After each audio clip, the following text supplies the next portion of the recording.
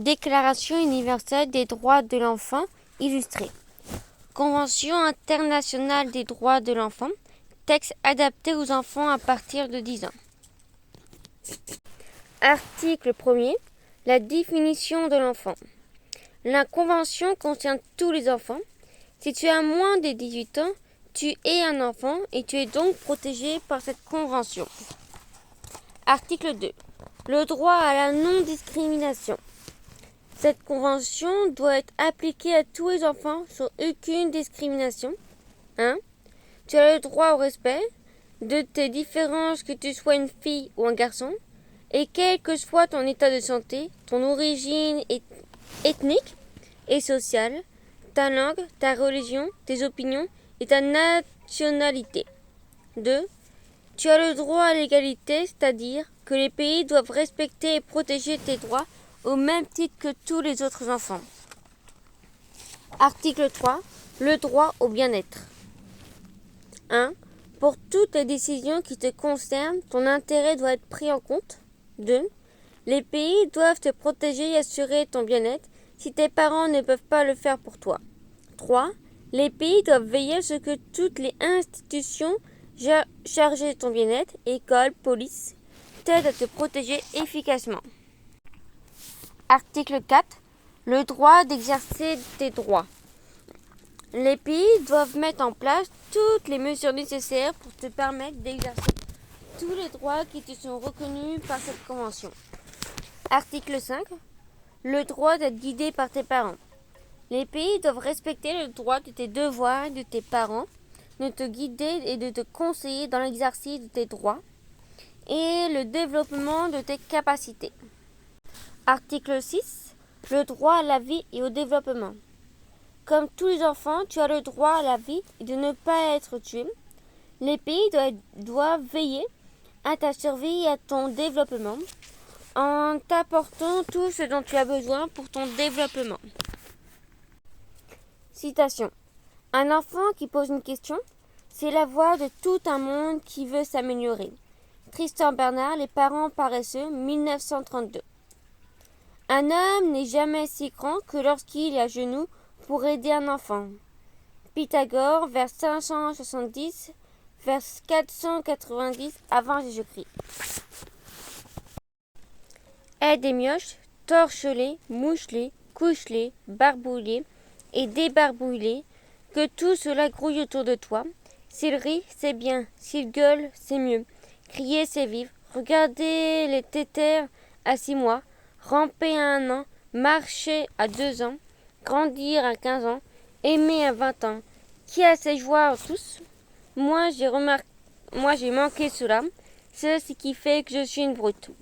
Victor Hugo, L'homme qui rit, 1869. L'homme dégénérerait sans l'enfant qui l'aide à s'élever. Si l'adulte ne réveille pas, peu à peu, une durée écorche le recouvrira et le rendra insensible. Maria Montessori, L'enfant, 1935. Article 7. Le droit à un nom et à une nationalité.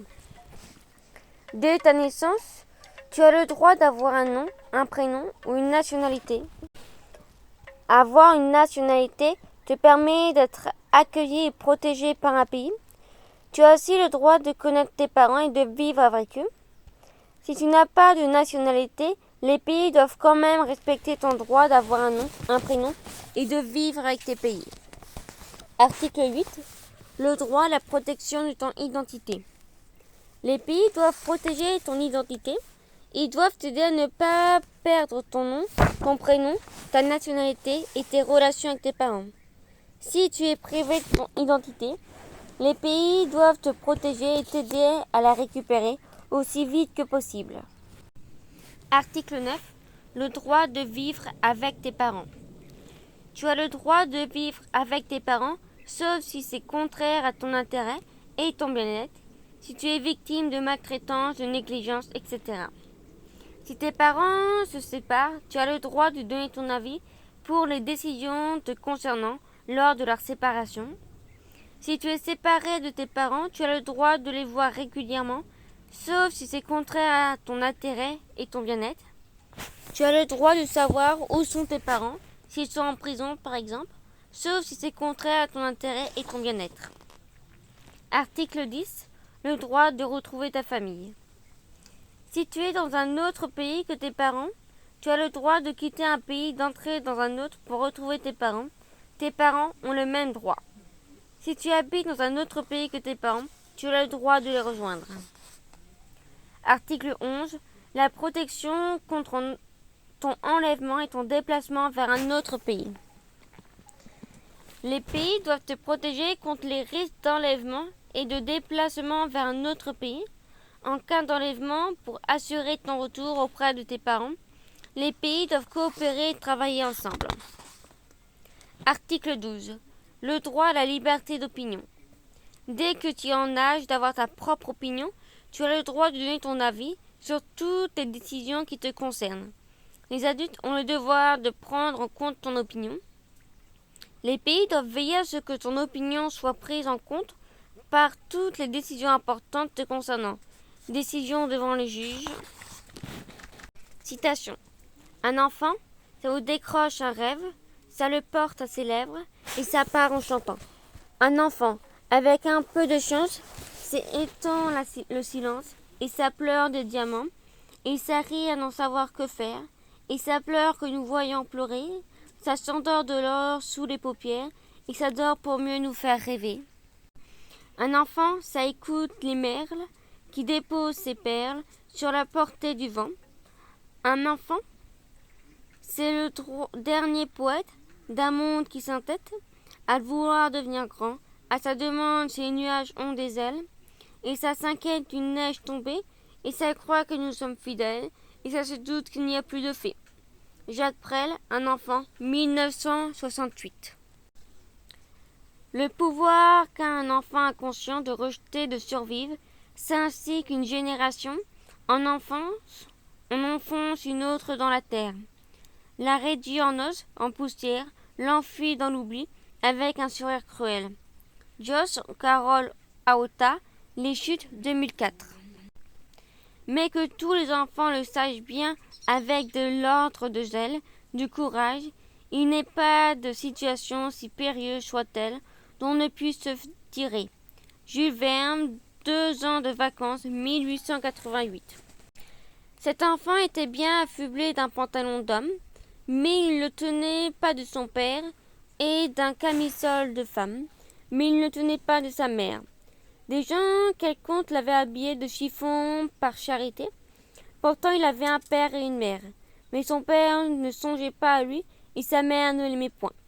C'était un de ces enfants dignes de pitié contre tous, qui ont père et mère et qui sont orphelins. Cet enfant ne se sentait jamais si bien que dans la rue. Le pavé lui était moins dur que le cœur de sa mère. Ses parents l'avaient jeté dans la vie d'un coup de pied. Ils avaient tout bonnement pris sa volée.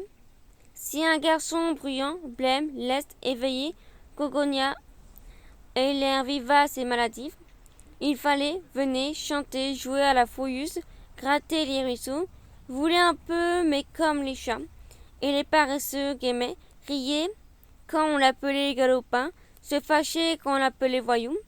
Il n'avait pas de gîte, pas de pain, pas de feu, pas d'amour, mais il était joyeux parce qu'il était libre, que ces pauvres êtres sans homme, presque toujours la meute de l'ordre social, les rencontres et les broie, mais tant qu'ils sont enfants, ils échappent, étant petits, le moindre trou les sauve.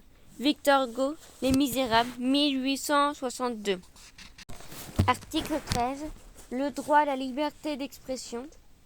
Tu as le droit d'exprimer librement ton opinion. Tu as aussi le droit de rechercher et de recevoir des informations et de les retransmettre. Ta liberté d'expression a certaines limites. Tu dois respecter les droits et la réputation des autres. Tu ne peux pas mettre ta société en danger. Article 14. Le droit à la liberté de pensée, de conscience et de religion. Tu as droit à la liberté de pensée et de conscience et tu peux pratiquer une religion. Tes parents ont le droit et le devoir de te guider dans l'exercice de ce droit en fonction de ton âge et de tes capacités. Ta liberté de pratiquer une religion et d'exprimer tes convictions, ce que tu penses, a des limites. Tu dois respecter les libertés et le droit des autres. Tu ne peux pas mettre la société en danger. Article 15. Le droit à la liberté d'association.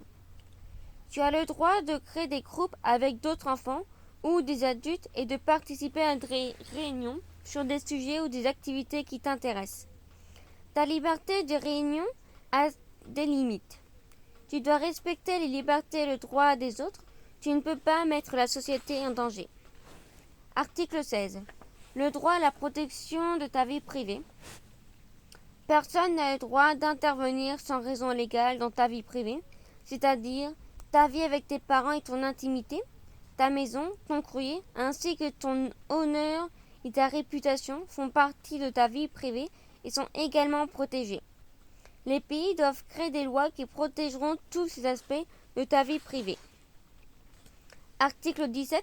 Le droit à l'information. Tu as le droit de recevoir des informations, médias diversifiés et justes. Les pays doivent veiller à ce que les médias, radio, télévision, journaux, transmettent aux enfants des informations utiles. Ils doivent favoriser le développement des connaissances et les compréhensions des autres cultures. Ils doivent encourager la production des livres pour les enfants. Ils doivent encourager les médias à prendre en compte la culture et la langue des enfants venant de groupes minoritaires. Les pays doivent te protéger contre les informations qui pourraient être contraires à ton intérêt et à ton bien-être. Article 18. La responsabilité de tes parents. Tes parents ont la responsabilité de t'élever et de veiller à ton bon développement. Les pays doivent aider tes parents dans cette mission en créant des institutions et des services chargés de veiller à ton intérêt et ton bien-être. Si tes deux parents travaillent, les pays doivent les aider à assurer cette responsabilité. Citation. Dans les années 1960, il était pratiquement impossible de simplement dire qu'on avait eu à soigner des enfants maltraités. Les hématomes sondurants entre les péninges et le crâne étaient opérés sans mot dire. Les fractures en répétition chez un enfant dénutri étaient attribuées à la malchance. Quant à la maltraitance sexuelle, elle était tellement impensable que ceux qui cherchaient à en témoigner étaient souvent accusés d'en faire la publicité. Nous n'avons jamais vu de tels cas, disaient les académiciens, quand les jeunes médecins soulevaient le problème. Effectivement, ils n'en avaient jamais vu, puisque le contre-transfert de l'objet des sciences les angoissait tellement qu'en provoquant en une représentation si insupportable qu'ils s'arrangeaient pour dénier la réalité, choquant à faire taire les témoins, victimes et cliniciens. Ne croyez pas que ce mécanisme psychologique, énorme et naïf, soit rare. Il a fallu une poignée de militants de la cause des enfants médecins, psychologues et non diplômés pour lancer un mouvement d'idées qui ont entré dans la culture et permet aujourd'hui la protection de 300 000 enfants. De Boris Quigley, Objet de science, la recherche, numéro 336, novembre 2000. Et l'organisme de l'enfant, comme celui de tous les mammifères, porte en lui un système de sauvegarde qui le pousse normalement, en cas de danger, à fuir, dans les bras de sa mère en l'occurrence, ou à combattre quand il est assez grand. Mais si c'est la mère elle-même qui est le danger, et que l'enfant ne peut ni fuir ni combattre, alors il s'autodétruit physiquement et psychologiquement. En particulier, il apprend à ne plus écouter son système central de sauvegarde. Bref, il se nie lui-même. La violence parentale est, à l'insu et contre la volonté des parents, une arme en tête chercheuse qui atteint l'enfant au centre de lui-même. Aucun animal n'est soumis par ses parents à un tel traitement. Rien d'étonnant à ce que l'homme soit capable d'infiniment plus de violence qu'animal. Olivier Morel, qu'est-ce qui rend les châtiments corporels si destructeurs? Article paru sur le site d'Alice Miller, Obus et maltraitance de l'enfant, 2001. Les punitions corporelles et les autres violences éducatives portent non seulement atteinte aux droits de l'enfant, à leur développement, mais elles portent également atteinte à leur santé mentale et physique en court, moyen à long terme. Elles en sont un facteur d'inégalité et de discrimination à l'encontre des enfants et de reproduction de violences de proches en proches, de génération en génération. Muriel Saloma. Pourquoi interdire les punitions corporelles au sein de la famille est une priorité humaine et de santé publique? Mediapart, 1er novembre 2014. Article 19. Le droit d'être protégé contre les mauvais traitements. Les pays doivent te protéger contre toutes les formes de mauvais traitements, que tu sois sous la garde de tes parents ou de toute autre personne. Tu as le droit d'être protégé contre la violence, l'abandon, la négligence, l'exploitation et la violence sexuelle. Les pays doivent veiller à ce que tu ne souffres jamais de mauvais traitements. Même si ça devait t'arriver, les pays devront prendre soin de toi. Article 20. Le droit à une protection même si tu n'es pas de famille. Si tu n'as plus de famille, ton pays doit te protéger et veiller sur toi. Il t'apportera une protection de remplacement pour que tu ne sois pas seul. Cette protection devra tenir compte de ton passé et de ta culture. Article 21. Le droit à l'adoption. Ton adoption ne sera autorisée que si elle favorise ton bien-être. Elle doit être acceptée et autorisée par les personnes qui veillent sur toi. Tu peux être adopté dans un autre pays qui le tient si c'est la meilleure solution pour toi. Si tu es adopté dans un autre pays, tu devrais avoir les mêmes droits que si tu avais été adopté dans ton pays d'origine.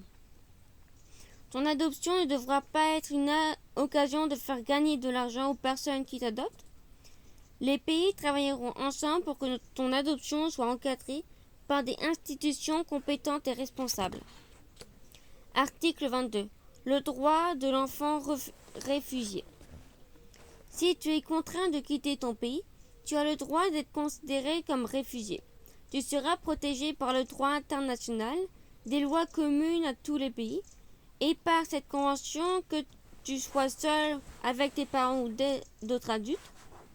Les pays, les organisations internationales devront t'aider à veiller sur toi. Ils devront t'aider à retrouver tes parents et ta famille. Ta famille n'est pas retrouvée, tu auras une protection de remplacement pour que tu ne sois pas seul. Article 23. Le droit de l'enfant handicapé. Si tu es handicapé, tu as le droit de mener la meilleure vie possible. Tu as le droit au respect de ta personne, de ta dignité. Tu as le droit d'être traité de la même manière que les autres enfants pour devenir le plus autonome possible et partir à la vie de ta communauté. Les pays doivent reconnaître les droits des enfants handicapés de bénéficier de soins spéciaux et essentiels à leur bien-être. Les pays doivent donc apporter une aide supplémentaire à tes parents. Cette aide sera si nécessaire gratuite afin de t'assurer le droit à l'éducation, à la formation, à la santé, à la rééducation, à l'emploi, aux loisirs, à l'intégration sociale, ainsi qu'à l'épanouissement personnel. Les pays travailleront ensemble et échangeront toutes les informations utiles pour aider les enfants handicapés. Les pays en développement seront plus particulièrement aidés. Article 23. Le droit à la santé et aux services médicaux. Les pays doivent se permettre d'être en bonne santé en mettant à ta disposition tous les soins de santé dont tu as besoin. Les pays doivent travailler en priorité sur la réduction du nombre de décès d'enfants, l'amélioration des soins de base pour tous les enfants, le développement des soins préventifs, vaccination, etc. Et la lutte contre le malnutrition, les problèmes de santé causés par un manque de nourriture équilibrée, le développement des aides pour les mères avant et après l'accouchement, le développement d'accès aux informations sur la santé, la nutrition et l'hygiène, l'amélioration de la planification familiale, c'est-à-dire tous les moyens qui aident tes parents à choisir à quel moment ils auront un enfant. Les pays supprimeront les pratiques traditionnelles qui sont dangereuses pour la santé des enfants. Citation. Il n'y a pas une cause de délinquance, mais une convergence de causes biologiques, effective et psychoculturelle. Joe Bugly et Anna Freud ont été les premiers, après-guerre, à établir une corrélation entre les carences affectives et la délinquance. Ils ont constaté que la population d'enfants délaissés donnait une proportion de délinquance supérieure à la moyenne. Des enfants trop peu entourés ne sont pas ritualisés, pas imprégnés de culture humaine. Lorsqu'ils arrivent à l'adolescence, leurs émotions s'expriment par un passage à l'acte, car ils ne maîtrisent pas la parole et les interactions. Cette déritualisation sociale peut avoir des origines différentes. L'enfant, pour des raisons génétiques ou neurologiques, peut ne pas avoir accès à la représentation du monde de l'autre. Il est prisonnier de lui-même. Mais la plupart des déritualisations sont d'origine psychosociale. Boris Kirk, 12% d'adolescents en tragédie poignante. Article apparu sur le site de UNICEF le 8 octobre 2009. Quand j'ordonne à un enfant, fais ceci, il n'apprend qu'à ordonner, fais ceci. Quand je punis un enfant, il n'apprend qu'à punir un enfant. Quand je subis un dépôt, je l'imagine à 12 ans, hideux, honteux, glacé, sans camarade, la tête bleue de gifle. Impatient d'avoir grandi de ses rêves heureux, l'humanité entière y passera et les femmes d'abord. Tony Duvert, abécédaire, malveillant, 1989. À tous les enfants qui sont partis le sac à dos, par un brumeux matin d'avril, je voudrais faire un monument à tous les enfants qui ont pleuré le sac au dos, les yeux baissés sur leur chagrin. Je voudrais faire un monument. Pas de pierre, pas de béton, ni de bronze qui devient vert, sous la morsure aiguë du temps. Un monument de leur souffrance, un monument de leur terreur, et aussi de leur étonnement. Voilà le monde parfumé, plein de rires, plein d'oiseaux, pleut soudain griffé d'un coup de feu. Un monde neuf où sur un corps qui va tomber grandit une tache de sang. Mais à tous ceux qui sont restés, les pieds au chaud, sous leur bureau en calculant le rendement de la guerre qu'ils ont voulu, à tous les gras dans les caucus qui ventrepodent dans la vie et comptent leurs écus, à tout cela, je dresserai le monument qui leur convient, avec la slague, avec le fouet, avec mes pieds, avec mes poings, avec des mots qui colleront sur leurs fausses plis, sur leurs bajoux, des larmes de honte et de boue. Boris Vivian à tous les enfants. 1959-1955. Article 25. Le droit à la révision de ton placement. Si ton pays t'a placé dans un centre pour recevoir des soins, tu as le droit que ta situation soit régulièrement réévaluée pour savoir si tu as toujours besoin de ces soins. Article 26. Le droit à la sécurité sociale. Tu as le droit de bénéficier de la sécurité sociale, c'est-à-dire du système national qui te donne accès aux besoins essentiels, santé, éducation, nourriture, etc. Les pays doivent t'aider en fonction de ta situation et de celle des personnes responsables de toi. Article 27. Le droit à un niveau de vie correct. Tu as le droit d'avoir un niveau de vie correct qui te permet de développer normalement. Ce sont tes parents qui ont la responsabilité de ton développement. Si nécessaire, les pays devront aider tes parents, surtout pour te nourrir, t'habiller et te loger. Si tu as le droit à une pension alimentaire, les pays verront à ce que tu la reçoives. Les pays s'organiseront pour t'assurer ce droit et où que tu sois. Article 28. Le droit à l'éducation. Les pays te reconnaissent le droit à l'éducation comme à tous les autres enfants. Tu as le droit d'aller gratuitement à l'école primaire. Cet enseignement est obligatoire. Tu as le droit d'accéder à l'enseignement secondaire. Il doit être gratuit, sinon des aides doivent être accordées. Tu as aussi le droit d'accéder à l'enseignement supérieur. Tu as le droit à une orientation scolaire et professionnelle. Les pays doivent tout faire pour t'encourager à fréquenter l'école. La discipline scolaire doit respecter tes droits et ta dignité. Les États doivent travailler ensemble pour lutter contre l'ignorance et l'alphabétisme, ne savoir ni lire ni écrire, dans le monde et pour améliorer l'accès aux connaissances scientifiques et techniques. Les pays en développement doivent être aidés. Article 29. Les objectifs de ton éducation.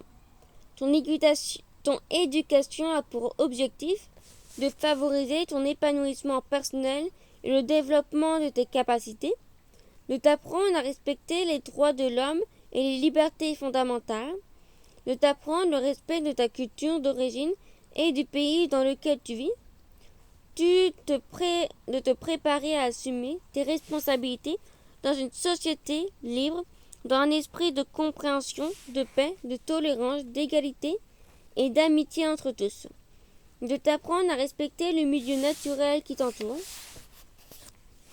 Si tu appartiens à article 30, le droit des enfants en minorité ou de population sociale locale.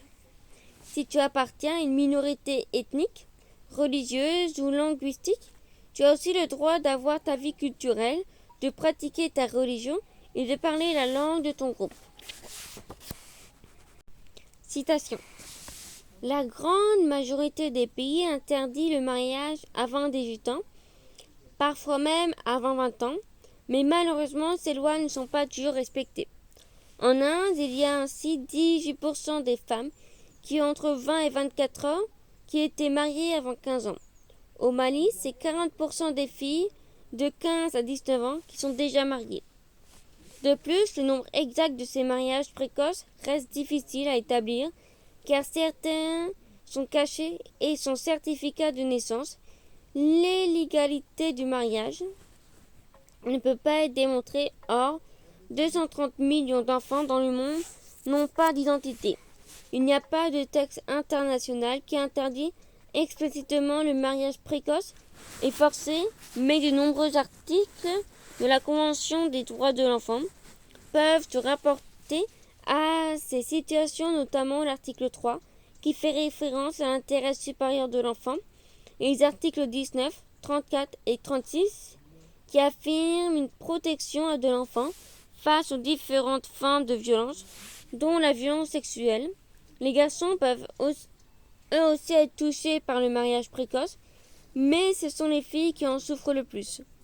Mariage précoce dans le monde, article paru dans le site de l'association Un enfant par la main, le 5 mai 2017. Et une femme qui portait un enfant dans les bras dit « Parlez-nous des enfants ». Et il dit « Vos enfants ne sont pas vos enfants. Ils sont les fils et les filles de l'appel de la vie à elle-même. Ils viennent à travers vous, mais non de vous. Et bien qu'ils soient avec vous, ils ne vous appartiennent pas. Vous pouvez leur donner votre amour, mais non point vos pensées, car ils ont leurs propres pensées.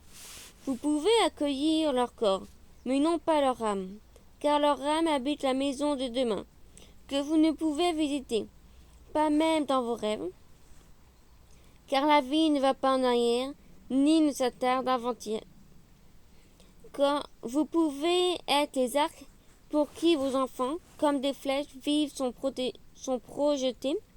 L'archer voit le but sur le chemin de l'infini et il vous tend sa puissance pour que ces flèches puissent voler vite et loin. Que votre tension par la main de l'archer soit pour la joie, car de même qu'il aime les flèches qui volent, il aime l'arc qui est stable. Khalil Gibran, le prophète, 1923. Article 31. Le droit au loisir.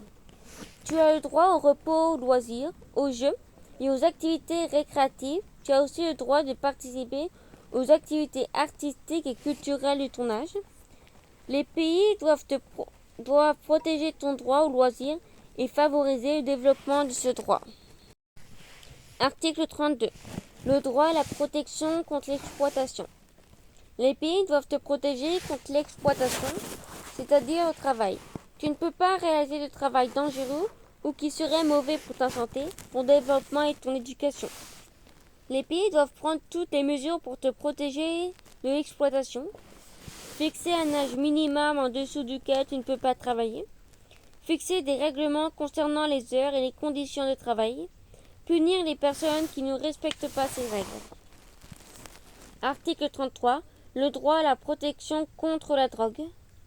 Les pays doivent prendre les mesures nécessaires pour te protéger de toutes les drogues. Ils doivent aussi empêcher que tu sois utilisé et mêlé à la protection et au trafic de drogue. Article 34. Le droit à la protection contre l'exploitation sexuelle. Les pays doivent te protéger contre toutes les formes d'exploitation ou de violence sexuelle. Les pays travailleront ensemble pour établir les mesures nécessaires pour empêcher que quelqu'un t'encourage ou te force à faire des activités sexuelles illégales, que tu sois exploité à des fins de prostitution, que tu sois exploité dans des productions pornographiques, photos ou films. Article 36. Le droit à la protection contre la vente. Les pays te protègent contre la vente et l'enlèvement. Article 36. Le droit à la protection contre les autres formes d'exploitation. Les pays doivent te protéger contre toutes les autres formes d'exploitation qui sont mauvaises pour ton bien-être. Citation. Hérité d'un siècle épuisé, je livre ici quelques images qui me pèseront sur le cœur pour les millénaires à venir. J'ai vu tout près de Bethléem de très jeunes Palestiniens se battre à coups de lance-pierre contre les fusils des soldats. Sur les trottoirs de Calcutta, j'ai croisé des enfants sans main qui mendiaient par le seul regard, n'ont ni maison ni parents. Au Cambodge, en Afghanistan, encore et toujours des enfants, aux pieds broyés sur une mine, luisés par des soldats enfuis. En Afrique, ils meurent de faim.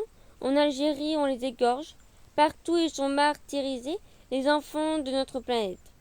Enfants des années à venir, essaye d'être un peu plus sage que nous ne l'étions avant toi.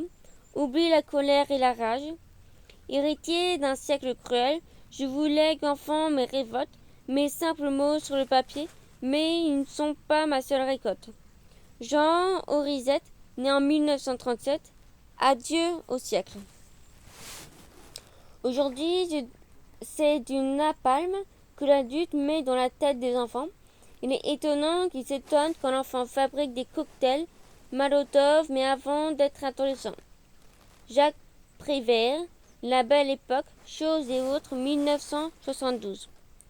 Non, mon père, dit-il, je me fais une autre idée de l'amour. Je refuserai jusqu'à la mort d'aimer cette création où des enfants sont torturés. Albert Camus, La Peste, 1947.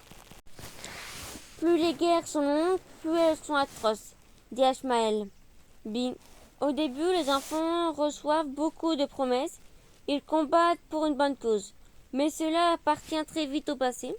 À la fin, les chefs de guerre ne veulent qu'une seule chose, tuer et piller. C'est une guerre de fous. La plupart des enfants soldats souffrent encore des cauchemars, l'état de la panique et d'insomnie longtemps. Après avoir été immobilisés, arrachés à leur enfance, les enfants sont exposés à de grandes fluctuations de leur état psychique à la suite de traumatismes subis. Après des années d'abus et de violence, ils ne retrouvent que lentement et difficilement accès à une vie normale. À leur retour dans leur village, ils constatent très souvent que leurs familles se sont enfuies de la localité dévastée. Étant considérés comme des meurtriers, les enfants ne sont plus acceptés par leurs proches et leurs voisins. Ils se font rejeter. Par désespoir ou par crainte, ils sont nombreux à se faire de nouveau enrouler ou traîner dans la rue. Les enfants et la guerre, site de l'UNICEF, 2017. Article 37. Le droit à la protection contre la torture et la privation de liberté. Les pays veillent à que tu ne sois pas soumis à la torture et à toute autre peine cruelle et dégradante. Tu ne peux pas être condamné à la peine de mort ou être emprisonné à vie. Que tu ne sois pas arrêté arbitrairement, c'est-à-dire sans raison juste. Ton arrestation et ta détention doivent être les dernières solutions possibles. Si tu es privé de ta liberté, que tu sois traité humainement et avec dignité et que tu ne sois pas enfermé avec des adultes, tes besoins en fonction de ton âge doivent être pris en compte et tu auras le droit de rester en contact avec ta famille. Si tu es privé de ta liberté, que tu aies succès aux différentes formes d'assistance, tu as le droit de contacter les raisons de ton enfermement devant un tribunal juste qui donnera une réponse dans les meilleurs délais. Article 38. Le droit à la protection en cas de conflit armé. En cas de conflit armé, les pays doivent te protéger en respectant les règles du droit humanitaire et international, droit qui réglemente les conflits armés. Si tu as moins de 15 ans, les pays doivent empêcher que tu participes directement au combat. Si tu as moins de 15 ans, tu ne peux pas être recruté dans une armée. Entre 15 et 18 ans, les pays peuvent intégrer dans une armée, mais ils doivent choisir en priorité les plus âgés. Si tu es concerné par un conflit armé, les pays doivent te protéger et te soigner. Article 39. Le droit à la réadaptation et la réinsertion. Si tu as été victime de négligence, d'exploitation, de torture ou de toute autre forme de traitement cruel, les pays doivent t'aider à te réadapter et à retrouver une vie normale.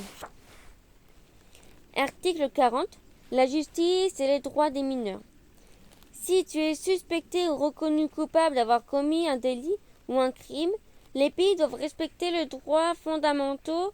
Ton âge doit être pris en compte et tout doit être fait pour que tu puisses réintégrer la société dans de bonnes conditions. Les pays veillent donc à ce que tu ne sois pas accusé injustement, à ce que tu aies le droit à ces garanties. Tu dois être présumé innocent jusqu'à ce que ta culpabilité, faute, soit prouvée. Tu dois être informé rapidement de la raison de ton accusation. Tu dois avoir un procès juste et équitable, c'est-à-dire le droit de pouvoir être jugé devant un tribunal juste, qui tienne compte de ton âge et de ton intérêt. Tu ne dois pas être forcé de te déclarer coupable. Tu dois pouvoir faire appel, c'est-à-dire que tu as le droit de demander à ce que ton premier jugement soit revu. Tu peux te faire aider et assister par un avocat. Tu peux te faire assister par un interprète si tu ne parles pas la langue. Ta vie privée et ton intimité doivent être respectées tout au long de la procédure. Les pays doivent adopter des lois qui sont adaptées à ton âge. Ils doivent définir l'âge en dessous duquel on ne pourra pas considérer que tu as enfreint la loi. Ils doivent prendre autant que possible des mesures pour s'occuper de toi, sans devoir passer par la voie de la justice. Les pays doivent organiser un système d'encadrement et d'éducation pour assurer ton bien-être en fonction de la situation et de l'infraction que tu as commise. Article 41. Le droit à la protection la plus favorable. Si la loi dans les pays teste plus favorable que ce que tu prévois, cette convention, c'est la loi des pays qui doit être appliquée. Article 42. La diffusion des droits. Les pays doivent faire connaître les textes de cette convention aussi bien aux adultes qu'aux enfants. Fin.